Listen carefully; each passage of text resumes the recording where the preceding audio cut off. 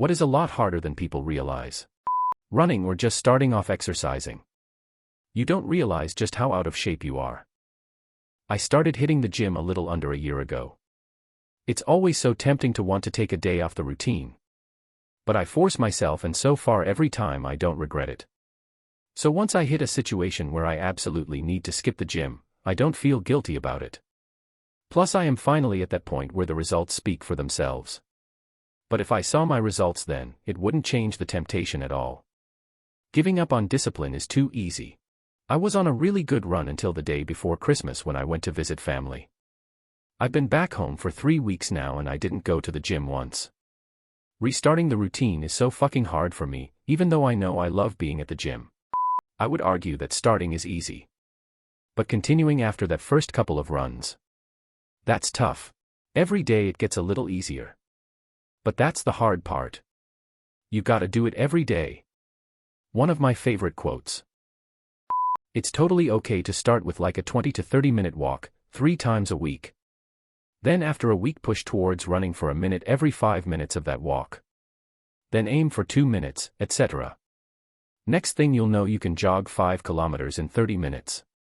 Many years ago I found a 5 kilometers route, ended up being closer to 6 kilometers, but that's okay, near a house I was renting. Mix of dirt trails and concrete sidewalks. What I said above is what I followed, loosely aiming for a couch to 5 kilometers schedule. Worked great. Forced me to read up on running and why going slow will actually make you faster, etc.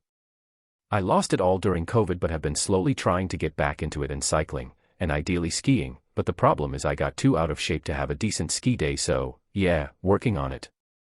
Unfortunately I moved and don't have a good mix of dirt trails nearby anymore, and I hate running purely on concrete.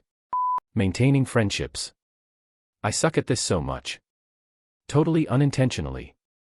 Ugh. It's hard talking to a friend every day. When you are going through your own personal shit and then when your friend needs help as well. It can be overwhelming. Staying a positive person. I'm a high school special ed teacher and I am trying to be so positive all day for my kids, but I nearly burst into tears when I was alone in my class yesterday. The world is a scary place. I know. It's all wrong. By rights we shouldn't even be here. But we are. It's like in the great stories, Mr. Frodo, the ones that really mattered. Full of darkness and danger they were, and sometimes you didn't want to know the end, because how could the end be happy? How could the world go back to the way it was when so much bad had happened? But in the end, it's only a passing thing, the shadow. Even darkness must pass. A new day will come, and when the sun shines it will shine out the clearer.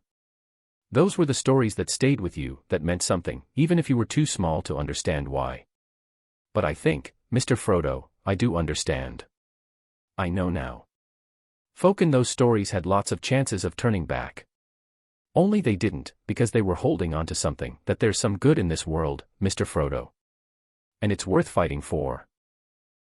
Pulling the plug, for a loved one in the hospital. It's not like the movies. They don't go easy or quickly. The cardiac ICU nurse told us my dad probably wouldn't last an hour after we took him off of life support, so that was what we were expecting. He lasted 5 days. 5 days sitting next to him while he received no water or food and slowly died. It was awful. The fact euthanasia isn't widely available for such cases is just absurd. In my country even pet euthanasia isn't very popular, things will only get worse from there on. The lack of euthanasia will be a point they'll use to describe how cruel medicine was up to the first half of the 21st century. I'm glad my grandma got to die quickly, once it was clear she wouldn't make it. Sudden inflammation to blood poisoning to total organ failure in 3 or so days. Once the doctor said she wouldn't make it a day longer, we decided to pull the plug while she was still given morphine so it'd be painless. That's about as close to euthanasia as you can get. My mom and her siblings had to do this for my grandpa, because it wasn't something they talked about beforehand. It was not an easy decision, but they knew that he wouldn't want to stay on life support if it was the only thing keeping him alive. I remember going home from the hospital around 8 p.m. or so and he didn't pass away until like 11 p.m.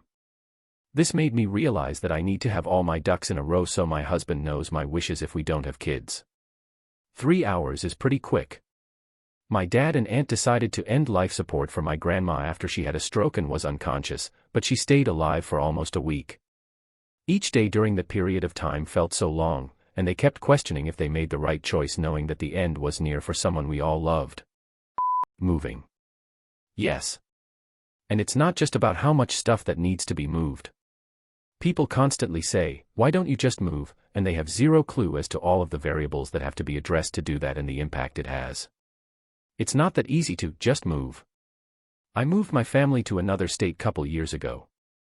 It was the hardest thing I've ever done in my life. I'm still a little shocked about that. I can't imagine doing it again, so I guess it's a good thing that I like my house. Moving a huge distance is far beyond the logistics of packing and going to.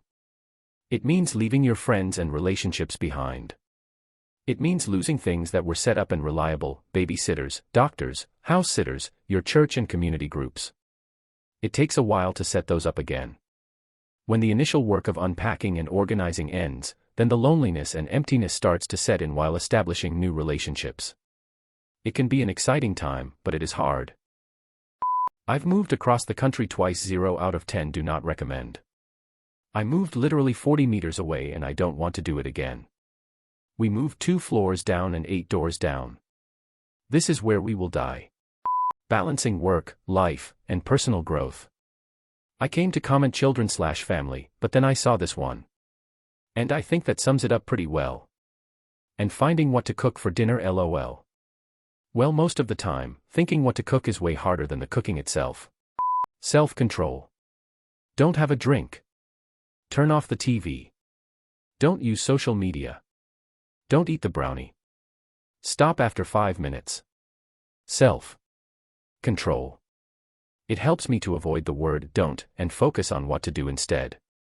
To use your examples, I'd train my brain to say, do have some water, coffee, tea, milk, etc.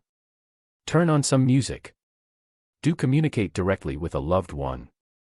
Do eat an apple. Do set the timer. You'd be surprised how well this simple trick helps the internal dialogue. That was my first thought too. It seems like don't can be less effective because you still end up thinking about what you're not supposed to do. So focus on what you should do. Laughing face. Mental disabilities. I feel like all kinds of disabilities fit into this category. Life is so much more expensive for those with limited mobility. Having groceries delivered, pay a tip. Have groceries brought to your car, a tip. Someone to pump my gas, another tip. I would love to do all these things and more, but I just can't. Plus, clothes shopping is a nightmare. And getting things online never works, so instead of the pain from standing in a post office line for an hour to return something, I just donate it. All these little things add up. Letting go. Had a girl who I dated for several years slowly dump me during the pandemic. I was devastated. I had lost 4 members of my family and then she put that on me. I was naive enough to think she was possibly the one. Sometimes I'll forget about her only to have an intense dream where we are together again, or I'll see something that triggers memories of her. I hate it. I've been in several relationships since and am currently 3 years strong with a wonderful woman, but the memories remain and just won't go away. The ground.